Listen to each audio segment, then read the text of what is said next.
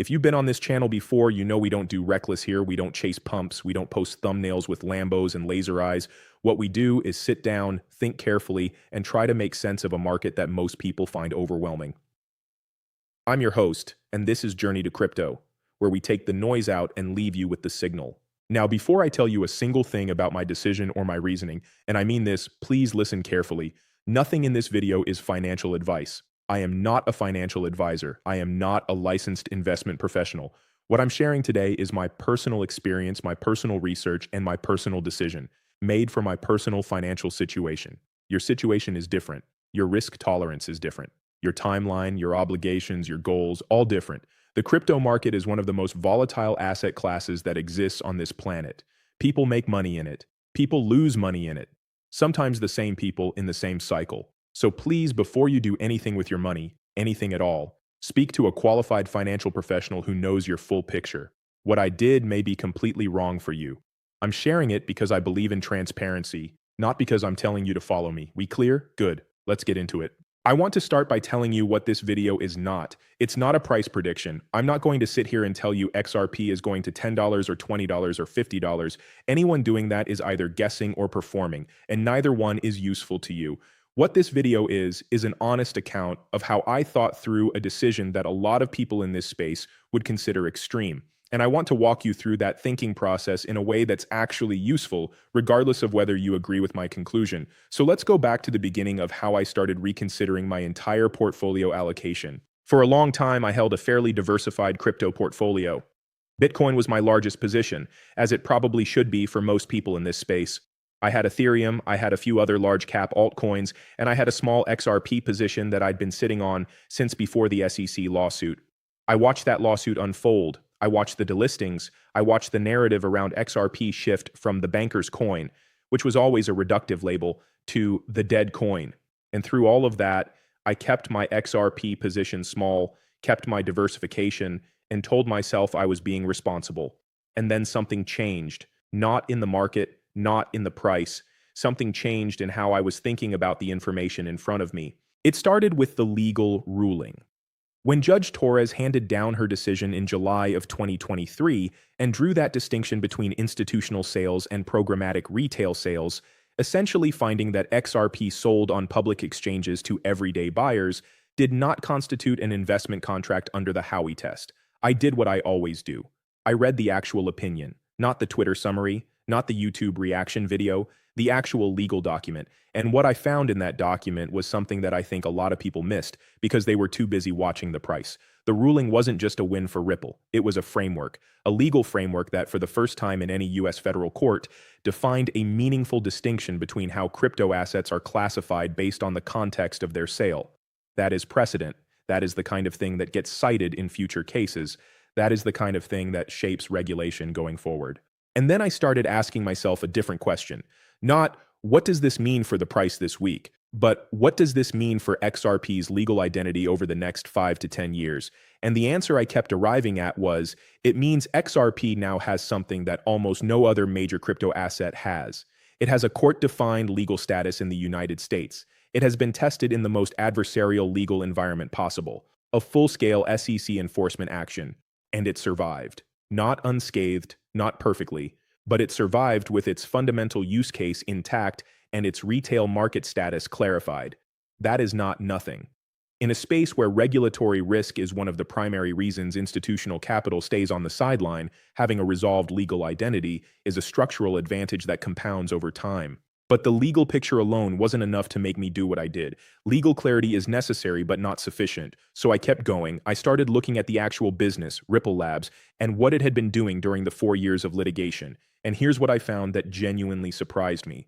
While the lawsuit was consuming headlines, Ripple was quietly building. They expanded their on-demand liquidity product into new payment corridors across Asia, the Middle East, Latin America, and Africa. They secured partnerships with financial institutions in markets where traditional correspondent banking is slow, expensive, and exclusionary. They launched the XRP ledger as a platform for tokenizing real-world assets, which, if you've been paying any attention to where the institutional conversation in crypto is heading, you know that real-world asset tokenization is one of the most serious use cases being discussed at the highest levels of global finance right now. Ripple didn't stop. They didn't wait. They built. And they built in exactly the areas where the world's financial system has the most inefficiency: cross-border payments, remittances, liquidity management for banks and financial institutions in emerging markets. These are not niche problems. These are trillion-dollar problems that affect hundreds of millions of people every single day. And XRP, the asset, sits at the center of Ripple's solution to those problems. It's not decoration. It's not a speculative token bolted onto an unrelated business. It is the liquidity mechanism. It is the bridge currency that allows value to move between different national currencies in real time, without the need for pre-funded accounts sitting idle in correspondent banks around the world. When I put those two things together, the legal clarity and the fundamental business, I started to see something that changed my calculus entirely. I also spent a significant amount of time studying what institutional investors and large financial entities were saying and doing around XRP specifically and the broader crypto market generally. And what I kept seeing over and over again was the same pattern. Institutions were waiting for clarity, waiting for a regulatory environment that gave them the legal cover to deploy capital into digital assets without putting their compliance departments in an impossible position. The approval of spot Bitcoin ETFs in the United States was a watershed moment, not just for Bitcoin, for the entire asset class, because it signaled something important about where the regulatory winds were blowing. It said, at the highest levels of the US financial regulatory system, that digital assets could be packaged into instruments that institutional investors are already comfortable with. And once that door opened for Bitcoin, the question of when it opens for other assets became a matter of when, not if. XRP, with its resolved legal status, is arguably better positioned than almost any other non-Bitcoin asset to benefit from that institutional opening. Because the single biggest objection, is this a security? Are we going to get sued for holding it? Has been substantially addressed by a federal court. That matters to the compliance departments making these decisions. That matters to the risk committees signing off on these positions. That matters in ways that don't show up in price charts, but absolutely show up in capital allocation decisions over multi-year time horizons. And I started asking myself, if I believe that institutional adoption of digital assets is a multi-year trend that is going to continue accelerating, and if I believe that XRP is one of the assets best positioned to benefit from that trend, then what is the right allocation for me? Not the comfortable allocation, not the allocation that lets me sleep easily and never have to defend my reasoning. The right allocation given what I actually believe. That question sat with me for a long time, because the honest answer made me uncomfortable. The honest answer, when I worked through my own analysis, my own conviction level, my own time horizon and risk tolerance, the honest answer was that I was dramatically underweight XRP relative to how strongly I believed in the thesis. And I think a lot of people in this space are in that exact position without realizing it. They have a small XRP position because it feels safer, because diversification feels responsible, because putting a meaningful amount of money into any single asset feels reckless. And those are not unreasonable feelings. They're actually very reasonable feelings. Risk management is real. Diversification has genuine value. Nobody should be cavalier about concentration risk, but here's the other side of that coin. And this is the part I had to be honest with myself about. Diversification that's driven by fear rather than logic is not risk management. It's emotional hedging. It's a way of protecting yourself from the psychological pain of being wrong rather than actually optimizing your portfolio for your goals and your beliefs.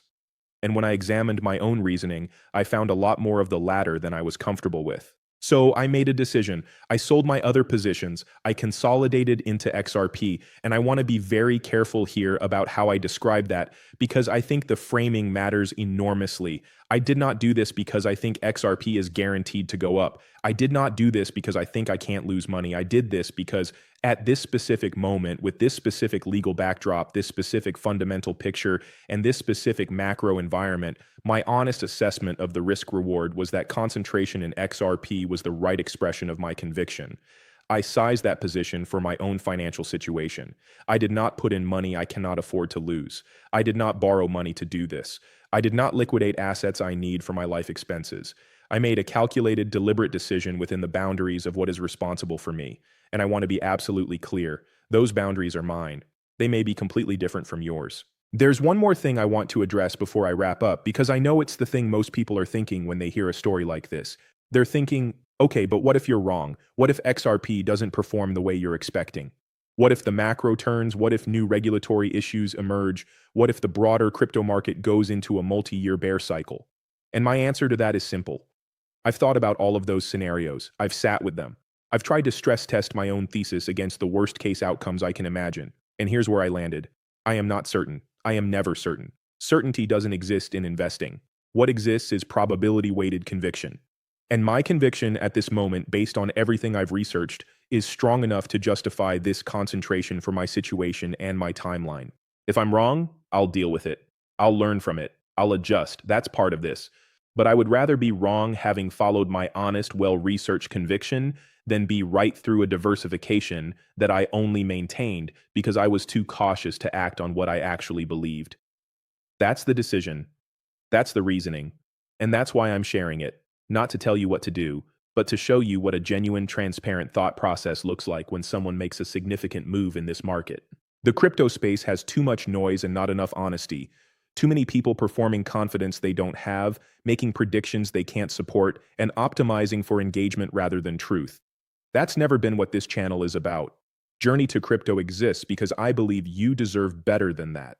You deserve the actual thinking, the actual uncertainty, the actual human experience of trying to navigate one of the most complex and consequential financial markets in history. If this video gave you something real today, a framework, a question to ask yourself, a different way of thinking about how you allocate, then share it with someone who's also trying to figure this out. Not for the views, because good, honest content in this space is genuinely rare, and if you found value here, someone in your circle probably needs it too.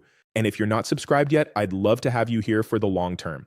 Not for a single video, but for an ongoing conversation about how to think carefully and act deliberately in a market that rewards exactly that. This is Journey to Crypto. Stay grounded, stay informed, and I'll see you in the next one.